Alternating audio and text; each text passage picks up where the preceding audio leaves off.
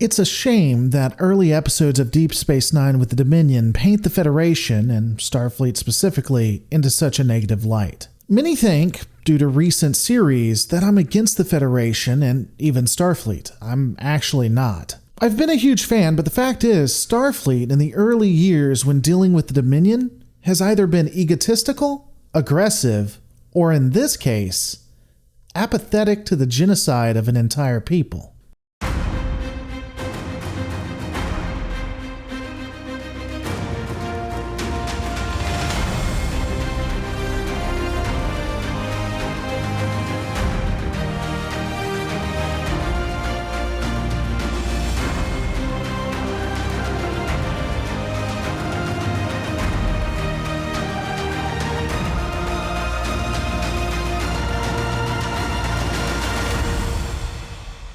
A travesty of this series is that it is focused solely on the Dominion War and any subplots within the war specifically. The DS9 episodes that I will be discussing include Improbable Cause and the Dias Cast. There are wonderful subplots that accompany these episodes not related to the Dominion War that are worth discussing at a later point and definitely worth watching. We just won't be covering them here. In the two episodes, the bulk of the conversation will be centered around the attempt to destroy the Dominion homeworld by the Romulan Tal Shiar and Cardassian Obsidian Order. Long story short, the Tal Shiar and Obsidian Order combine their efforts and take a cloaked fleet into the Gamma Quadrant. It's funny how the Romulans, who coveted their technology and would die before it fell into enemy hands, was giving it out like candy by this time. Interestingly, both fleets would send messages back to their respective governments, which claim that they are acting independently and not working for either of those governments. I say this is interesting because it feels like an incredibly stupid idea. By sending a message back, you are giving a heads up to the Dominion. You could say that these messages were sent in secret, but the dialogue indicate that both governments have given public denials and disavowalment of the action. Also, if Starfleet intercepted it, I really have trouble believing the Dominion agents wouldn't be able to as well. I would think that this would put the Dominion on high alert and possibly could have a preemptive attack occur before the fleets get to their destination.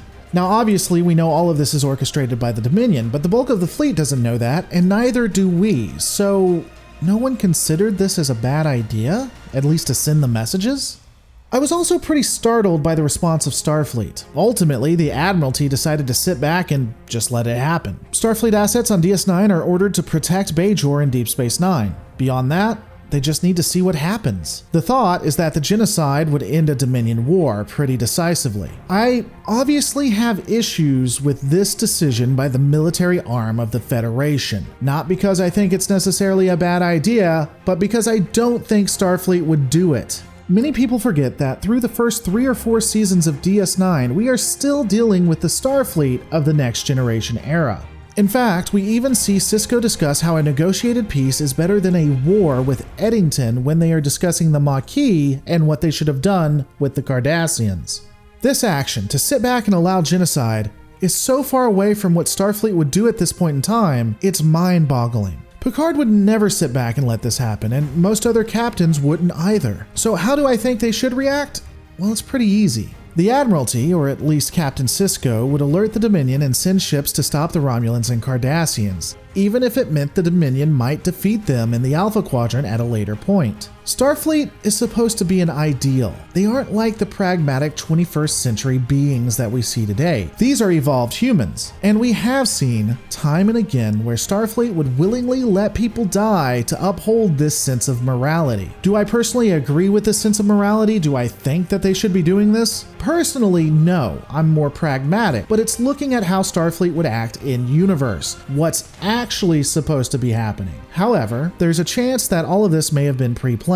Starfleet's actions could also be explained away by Section 31, but more on that later. So pushing Section 31 aside for a second, I've discussed how it is possible that the Federation would have been manipulated by the Changelings. This would be similar to how the Romulans and Cardassians were manipulated in this affair, that this sit back and watch attitude was more orchestrated by Changelings. So with that in mind, it's possible that it isn't so egregious if we assume that either Section 31 or Changelings were manipulating Starfleet. I'll also say this, my honest-to-God major issue is with the DS9 crew, that they never pushed back at this order.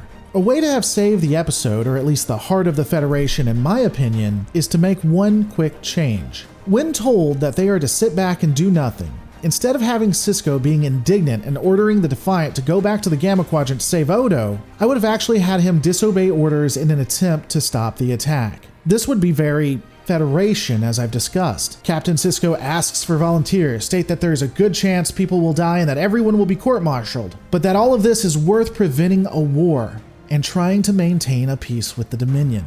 Then have everything happen like it did before, even with them saving Odo. But that's just my opinion on the change. What are your thoughts? Continuing on with the episode itself, the combined Romulan and Cardassian fleet assault the Dominion homeworld. Surprise, surprise, there's no one on it. It's been evacuated. Interestingly, every resource I've found states that this planet was the true homeworld of the Changelings. Personally, I always thought this planet was never actually their homeworld, but simply was used as a guise to trick the Alpha Quadrant powers. If the Dominion had always intended to let Sisko escape in previous episodes, like we know they did, then they could have pretended that this planet was their homeworld when it was actually just an outpost. Also, when they led Odo to believe that it was also the homeworld, it wouldn't be the first time that they lied to him. Now, I understand that some will say that Odo wanted to return to the nebula, but once more, this could be a precaution. After all, you might have some that have the ideas of Odo that want to help the solids. So not giving them the homeworld when they're sent out isn't exactly a bad idea. Again, all just speculation, but it's a thought. We'll get into the failure of the attack and its implications after this.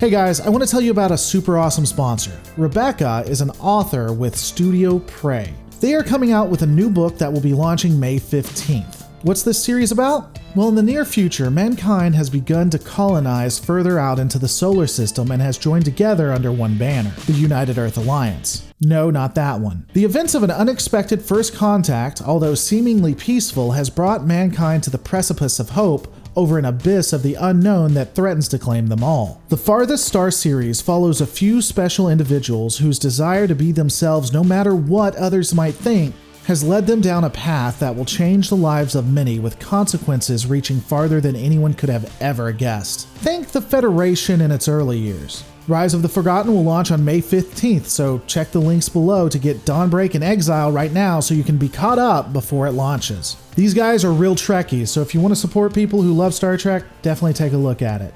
Now let's just get back into it.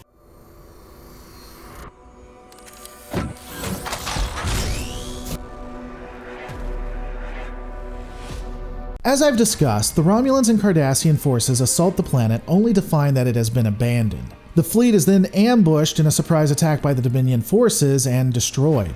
This would mean the destruction of the Obsidian Order and crippling of the Tal Shiar. The entire affair, as I've noted, was a Dominion trick all along. This had devastating consequences. Without the Obsidian Order, a more powerful government by Cardassian citizens would rise up on Cardassia. Ultimately, this would lead to the Klingon infiltrator pushing for war and chasing the Cardassians into the loving arms of the Dominion. The Romulans, reeling from such a loss, would take a step back and begin peace talks with the Dominion. However, there was an unintended consequence. By crippling the Tal Shiar, Starfleet intelligence would be able to infiltrate the organization, not only within the organization itself, but placing a mole in charge of it. Starfleet would then place this Romulan traitor in a seat of power to ensure the Romulans would never leave the war, and probably for other endeavors. Here's a thought.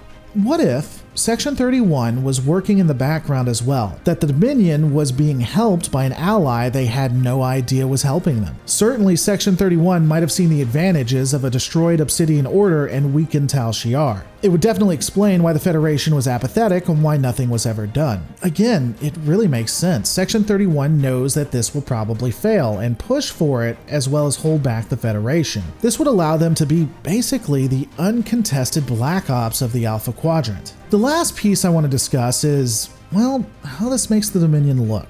I know this is going to make a lot of people mad, but consider, publicly the Dominion has yet to make any move into the Alpha Quadrant. They've had Starfleet incursions, Starfleet ships of war sent in, and an attempt to destroy the Changelings by the Romulans and Cardassians. Yet, the Dominion doesn't publicly respond at all. They are showing amazing restraint. Publicly, there is no reason not to be on the side of the Dominion at this moment. The Alpha Quadrant appears to be every bit as war-hungry as they are feared to be. And while we know that they are working in the background with changelings and infiltrators, we really can't blame it all on that. These people, these infiltrators, nudge here and there, but ultimately, the empires, the Federation, all of them are doing what they do. Others could stand up against the admirals, they could stand up against the Tal Shiar, against the Obsidian Order, but they opt not to. At this point, I think that the Alpha Quadrant is making quite the case for why they cannot be trusted and why they must be oppressed. But all of that is due to change in the near future.